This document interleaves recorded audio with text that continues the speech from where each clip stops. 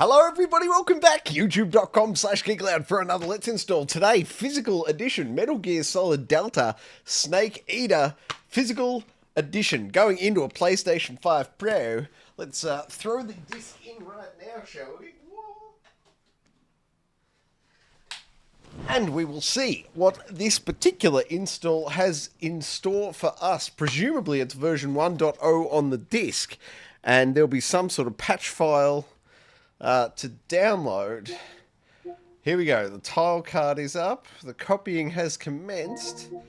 Uploads, downloads, please. Oh, any second now this screen should populate, surely. Oh, no, there you go. Just wait longer. All right, go to uploads, downloads. Metal Gear Solid Delta Snake Eater. The top option there, the top line, queued for copying, that's referring to copying the data off the disk, which is 70.821 gigabytes. And then the second one there, the update file, is 24.213 gigabytes. I suspect it'll be 50 gigabytes coming off the physical disc, and then the 24 gig of the patch file there will make up the sum total, but time will tell.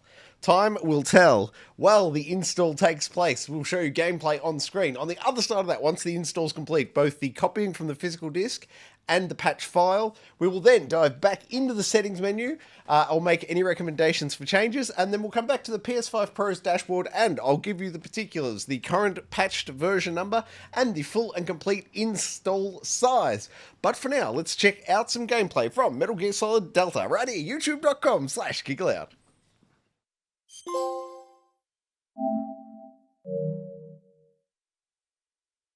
After the end of World War II, the world was split into two, East and West. This marked the beginning of the era called the Cold War.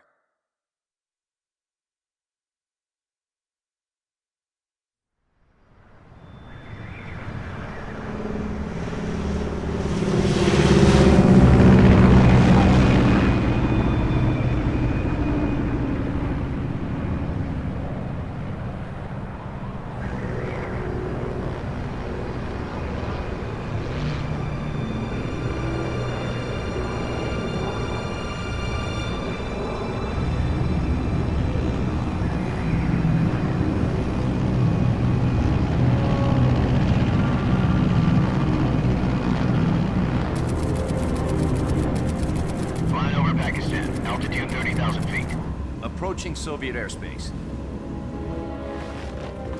20 minutes to drop off. Commencing internal depressurization. Equipment check. Arm main parachute. All right. You ready to go? Drop zone still showing a high pressure mass. Cav okay. Good. We've got high visibility.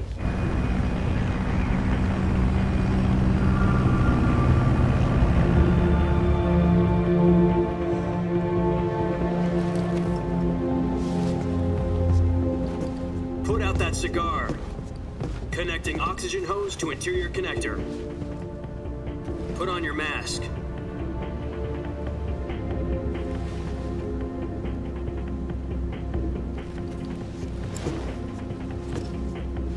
Does this panty waste know what he's doing? Approaching release point.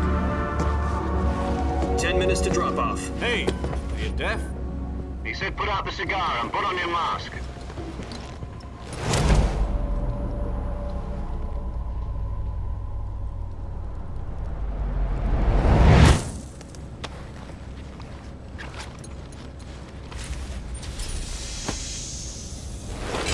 Depressurization complete.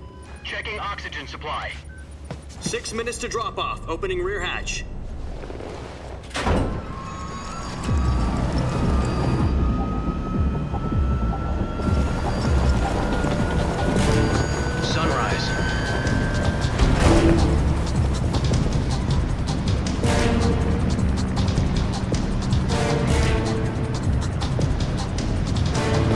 Temperature minus 46 degrees Celsius.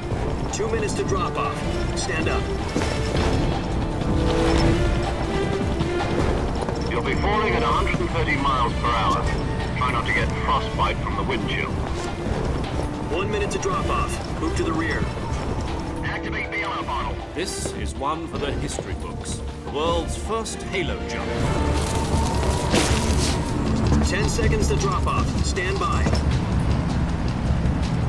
Status okay, all green.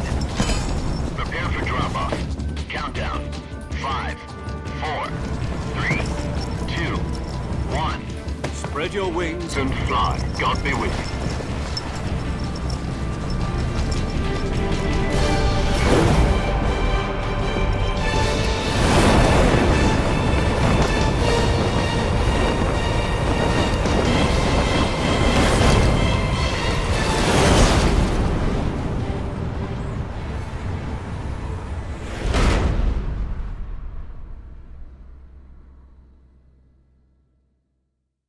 Jack, I've got some important news. The head of the CIA has finally given us the green light for the Virtuous mission. Virtual mission? No, the Virtuous mission. The future of our Fox unit depends on it. If it succeeds, we'll be officially organized into a unit. Virtuous mission? Sounds like some kind of initiation ritual. You know, don't get cocky. This isn't a training op. Right. So what exactly is this wonderful mission?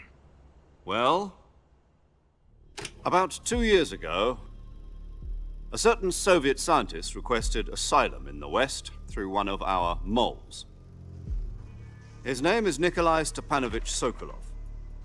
He's head of the OKB 754 Design Bureau, one of the Soviets' top-secret weapon research facilities, and the East's foremost expert on weapons development. Sokolov? Isn't he that famous rocket scientist? The very same. On April the 12th, 1961, the Soviets achieved the first manned spaceflight in history. The Earth was blue, but there was no God. Well spoken. The rocket that carried Yuri Gagarin to orbit was the A-1, known as the Vostok rocket. Sokolov is said to be the man most responsible for the multi-engine cluster used in that rocket. After Gagarin's flight, Sokolov left rocket development to become the head of the newly established Design Bureau. From a lowly technician to head of a design bureau, that's quite a success story, so why do you want to defect? It seems he'd become afraid of his own creations. Afraid? Call it a crisis of conscience. And for that, he left his country and his family behind and went over the fence? Not exactly. One of his conditions was that his family was also to be taken safely to the West. We used a mole to get the family out first and succeeded in sneaking Sokolov over the Berlin Wall shortly afterwards. I was the one who conducted the operation. The security on the eastern side was still full of holes back then. Then what? We got Sokolov over in one piece, but the whole ordeal had left him exhausted, and we checked him into a hospital in West Berlin. It took him 2 weeks and more than 600 miles to get from the research facility in the Soviet Union to Berlin. He was in no condition to say anything coherent. And it was only a week later that we had something much bigger on our hands. The Cuban Missile Crisis. October the 16th, 1962, President Kennedy received word that the Soviets were in the process of deploying intermediate-range ballistic missiles in Cuba. The President demanded that the Soviets dismantle and remove the missiles. At the same time, he announced a naval blockade to prevent further missile shipments from reaching Cuba. But the Soviets didn't back down, instead placing their armed forces on secondary alert. Soviet transport ships carrying missiles continued on course towards Cuba.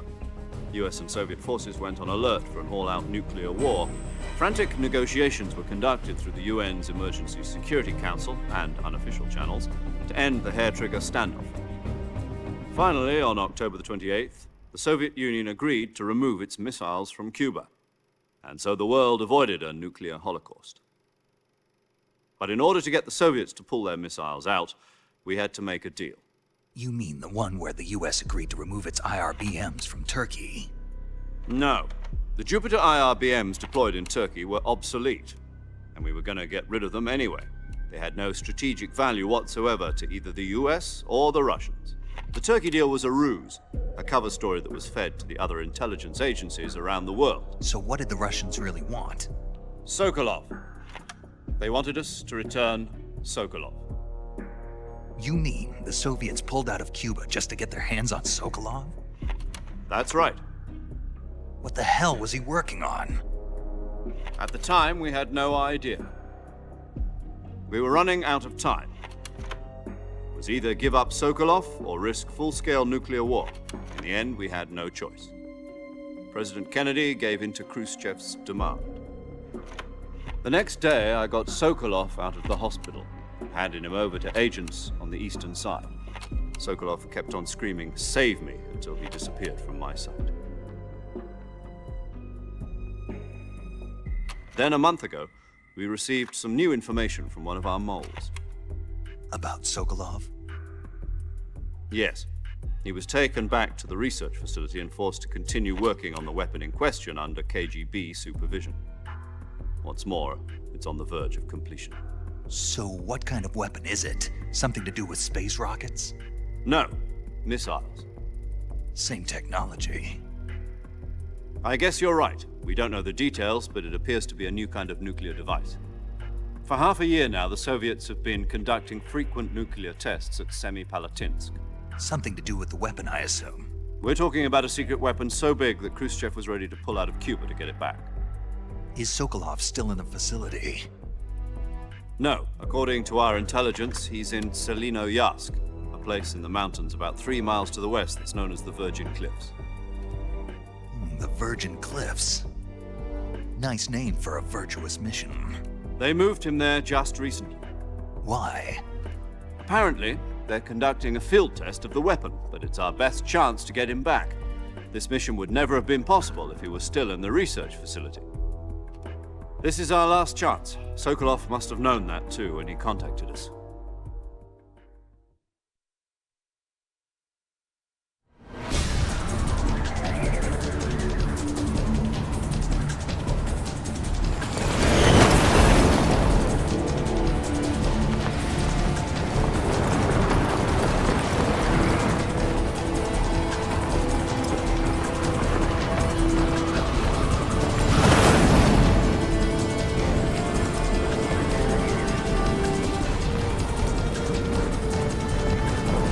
Listen up, Jack.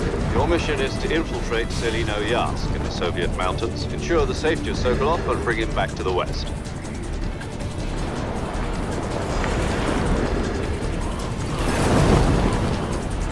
If we don't get Sokolov back before that weapon is complete, we'll be facing a major crisis.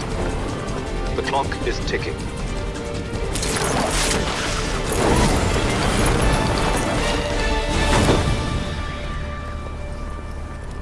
Once we've confirmed the rescue of Sokolov, stand by at the recovery point. A recovery balloon will be dropped at that point. Helium will be pumped into the balloon to inflate it. The process takes about 20 minutes. Once it's complete, the gunship's arm will latch onto the balloon and pull it up. The Fulton surface-to-air recovery system. I'm familiar with the theory. Take it easy. It's been combat proven. Do you think Sokolov is up to it? The shock will be less than during a parachute jump, and the arm can handle up to 500 pounds. So you're planning on going over the border in a single combat Talon? She's equipped with 2 6-barrel 20mm Vulcan cannons, as well as 2 40mm machine guns. Sounds like she could hold her own against a battalion of tanks. Even with the fuel in the reserve tank, we're facing a 4-hour time limit. If all goes well, it shouldn't take more than a few hours. Home in time for dinner. But if anything goes wrong, you'll be eating dinner, breakfast, and all the rest of your meals in the jungle.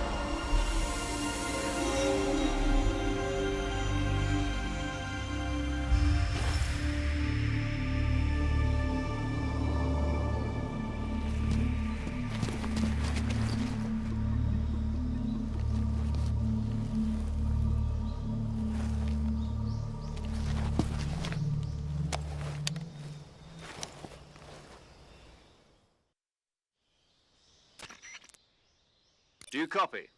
You're already in enemy territory, and somebody might be listening in. From here on out, we'll be using code names to refer to each other. Your code name for this mission will be Naked Snake. I'll be referring to you as Snake from now on. You're not to mention your real name. Snake? What, you don't like snakes? What do you mean? Well, you've eaten one before, haven't you? In survival training? I'm glad to hear that. I don't know if I'd ever order one in a restaurant, but... Be careful, you might not have a choice. What about you, Major? What should I call you? Let's see. I'll be Tom. Call me Major Tom. This will be a sneaking mission. You must not be seen by the enemy. You must leave no trace of your presence. Is that clear? This kind of infiltration is the Fox unit's speciality. In other words, weapons and equipment are procured on site. That goes for food as well. You're completely naked, just as your name implies. Great. Now I see why you asked me if I like snakes. I suppose calling me Snake was your idea of a joke, too. No. There's a good reason for that. I'll tell you later when the time is right. Gotcha. Getting back to the subject, how exactly am I supposed to feed myself? You've been issued a knife and a tranquilizer gun. Use them to hunt for food. You'll also find some medical supplies in your backpack. Yeah, about the backpack. I lost it in a tree on the way down. I see. Well, you'd better go back and get it then. You know where it is? No problem. I can see it from here. It's stuck on a branch. To climb a tree, stand in front of a tree that's covered in ivy and press the action button. I'll be monitoring your progress over the radio. We can't risk violating Soviet airspace, but I'll be in the gunship. My frequency is 140.85. I'll give you a call if I need to talk to you. If you need to talk to me, use the send function. Okay, Snake, go get your backpack.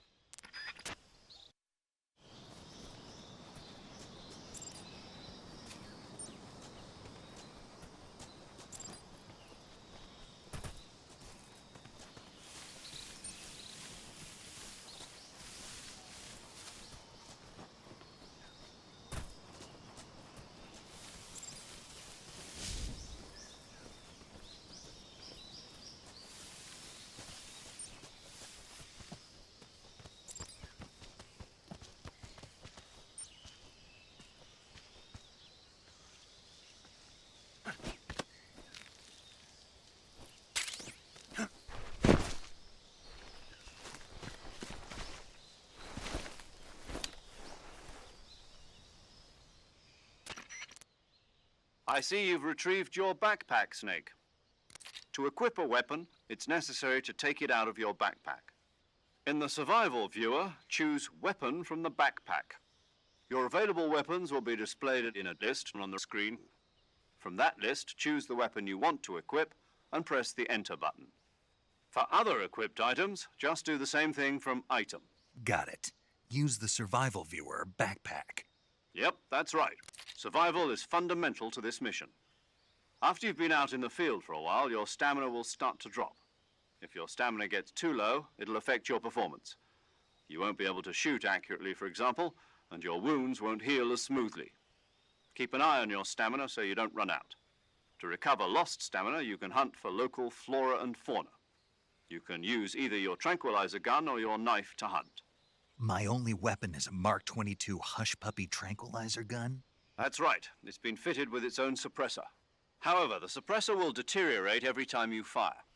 Once its durability reaches 0, the noise suppression effect will be gone. So don't get too trigger happy with it. The suppressor's durability is shown in the icon. Any weapons and equipment beyond what you're carrying now, you'll have to find as you go. I have to find my own weapons and equipment? Whose crazy idea was this, anyway? Solo covert actions are standard Fox operating procedure. You can't leave any traces of your presence. No weapons, equipment, footprints, sweat, or bodily wastes. The same goes for bullets and cartridges, too. Your presence in enemy territory is already a violation of international conventions of warfare. There aren't supposed to be any American soldiers in Russia.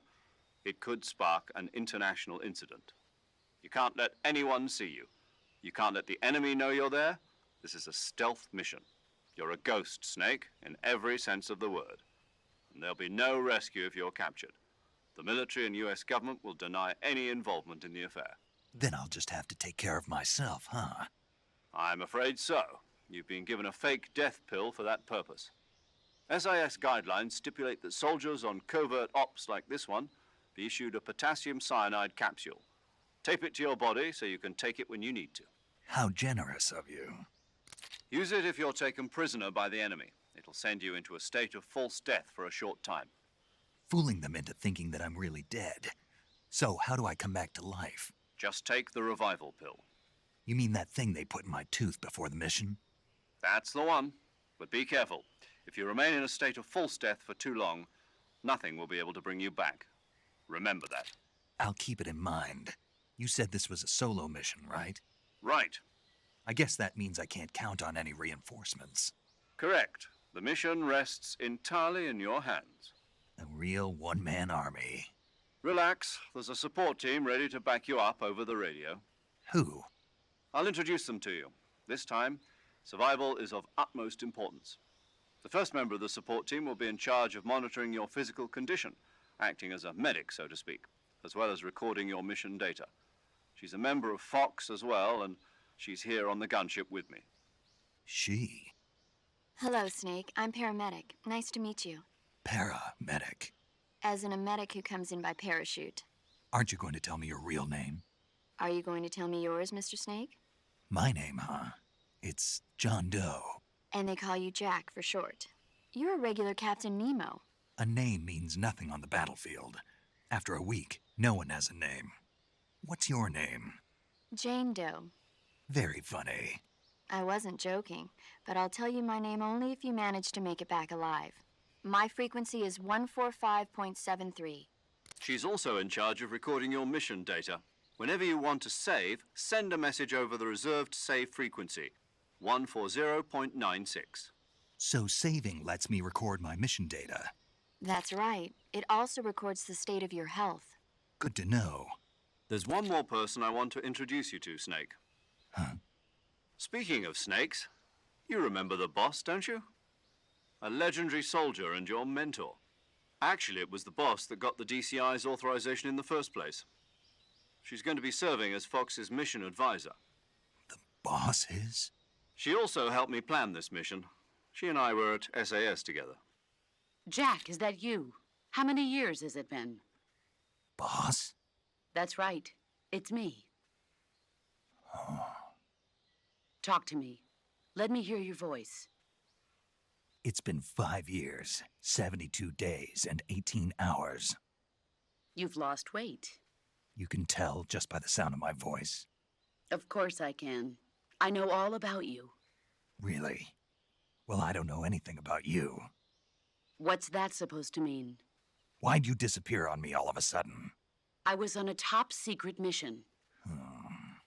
You didn't need me anymore. But there were still so many things I wanted you to teach me. No, I taught you everything you needed to know about fighting techniques.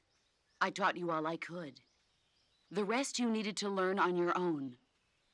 Techniques, sure. But what about how to think like a soldier? How to think like a soldier? I can't teach you that. A soldier needs to be strong in spirit, body, and technique. And the only thing you can learn from someone else is technique. In fact, technique doesn't even matter. What's most important is spirit. Spirit and body are like two sides of a single coin. They're the same thing. I can't teach you how to think. You'll just have to figure it out for yourself. Listen to me, Jack. Just because soldiers are on the same side right now doesn't mean they always will be. Having personal feelings about your comrades is one of the worst sins you can commit. Politics determine who you face on the battlefield. And politics are a living thing.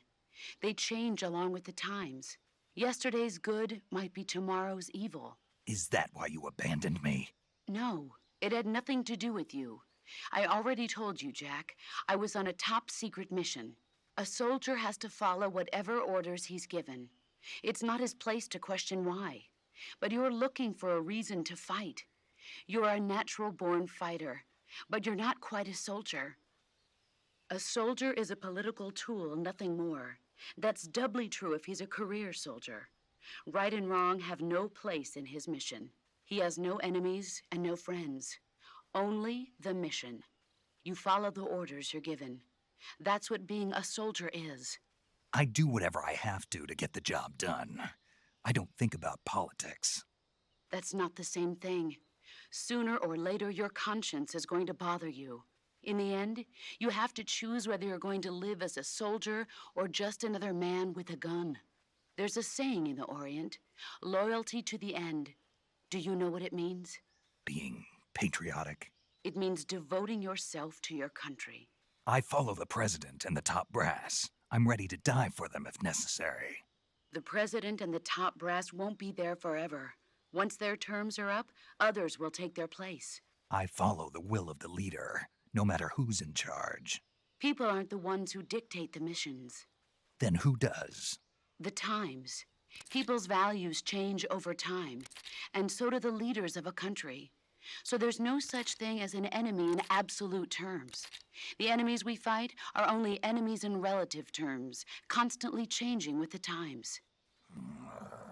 As long as we have loyalty to the end, there's no point in believing in anything, even in those we love. And that's the way a soldier's supposed to think? The only thing we can believe in with absolute certainty is the mission, Jack. All right, but do me a favor. What is it? Call me Snake. Snake. Oh, right. Your codename is Snake. It suits you well. That's right. The legendary unit that the boss put together during World War II was a snake. The Cobra unit, a group of heroes that brought the war to an end and saved the world. As long as you've got a legendary hero backing you up, you'll be fine. Isn't that right, Snake? Yeah, I can't think of anyone else I'd rather have with me. Oh, and one more thing, boss. Yes? It's good to hear your voice again. Same here. After all, who knows if either of us will make it out alive? Snake, you are always best at urban warfare and infiltrating buildings. But this is the jungle. Survival is going to be key. Those CQC techniques I taught you are sure to come in handy. CQC? Close quarters combat, huh? I've been in the Green Berets for the past few years. I'm probably pretty rusty. Not to worry. I'll be here to help you remember. After all, this is your first actual survival mission.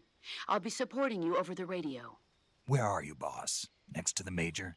The boss is communicating with us by radio from aboard a Permit-class submarine in the Arctic Ocean.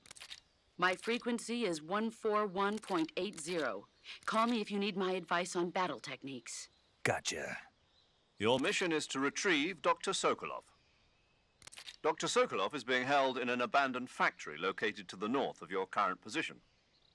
Avoid heavy combat and don't let anyone see you. Don't forget that this is a stealth mission. Snake, try to remember some of the basics of CQC.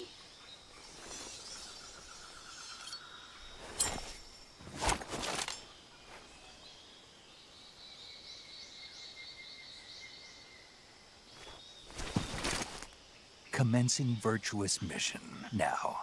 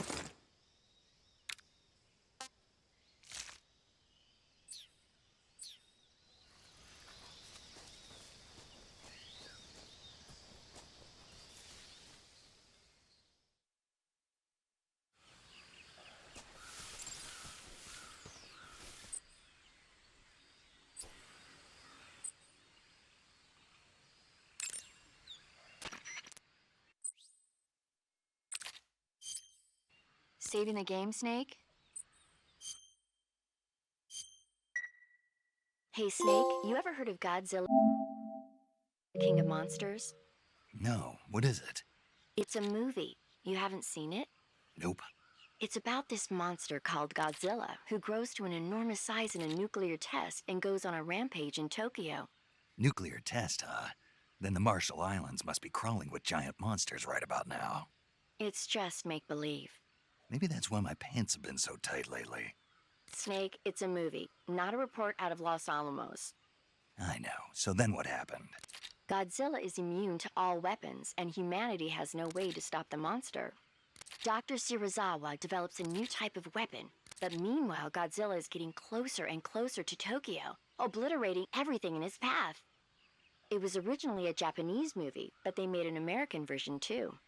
I recommend seeing the original Japanese one if you ever get the chance. It's mostly mindless fun, but it's also got a serious anti-nuke message as well. Where can I see the original? You'll just have to go to Japan. Really? That's too bad. If you wait 40 years, you might be able to see it in America too. It might even win awards all across the globe in 60 years. Why's that? 2024 will be Godzilla's 70th birthday. You think they're still going to be making Godzilla movies then? Of course. Everybody loves Godzilla. You sure know a lot about movies. I don't suppose you're the movie-watching type, are you? Not really. Okay, then I'll tell you everything I know. When the going gets tough, movies can save your life. It's always good to be able to look at things from a different perspective when you get in a jam. That's the magic of movies. No kidding. Well, I guess it might at least make a nice distraction. That's the spirit, Snake. Have a little fun.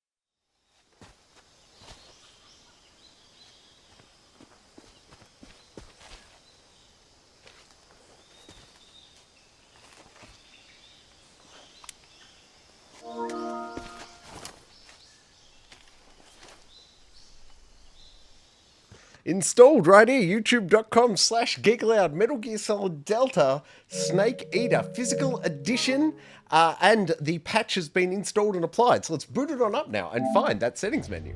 I should note with the physical edition of the game, it is the day one edition, and it includes the code for the pre-order bonus of the white tuxedo. So even though I've purchased it about a week after release, it's still the day one edition, and you can still get that white tuxedo. But here we are at the main menu.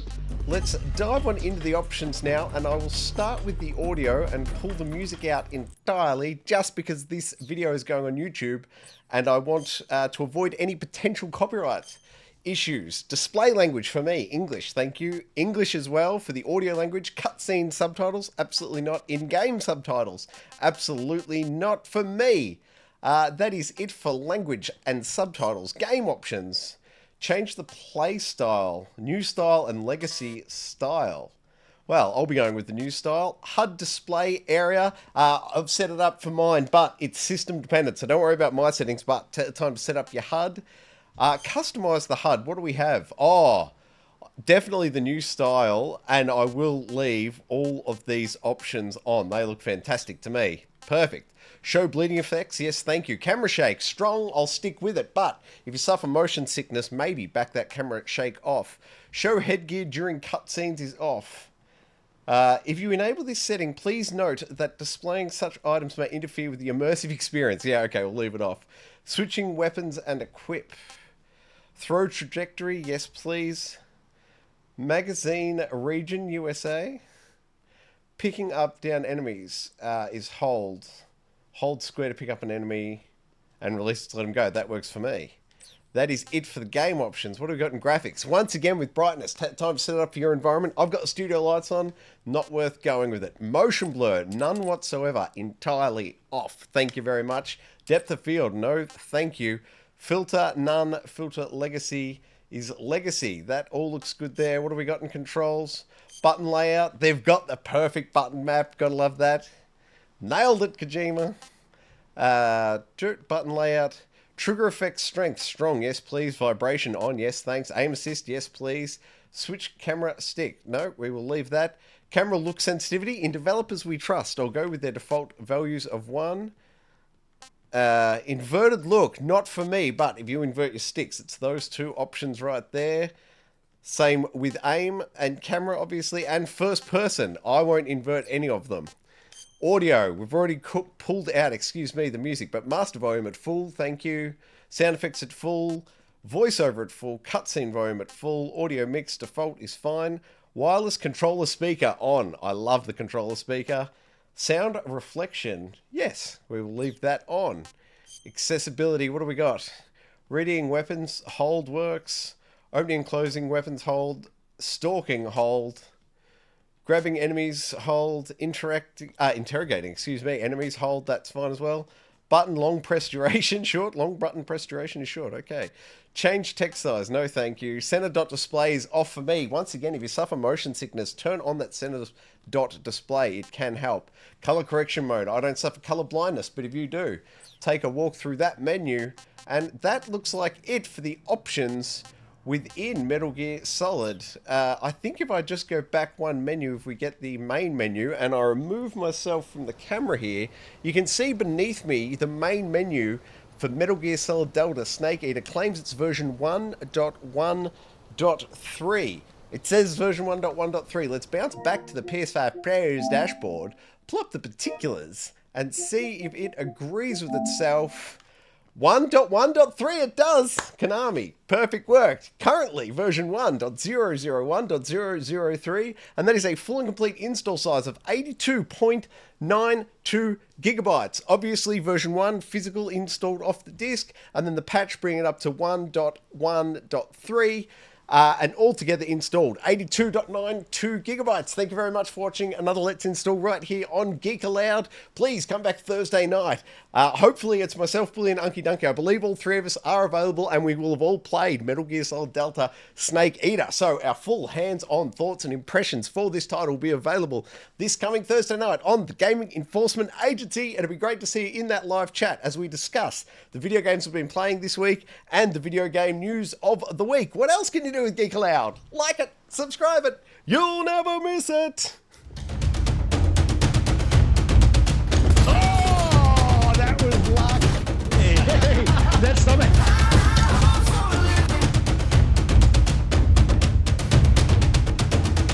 Oh!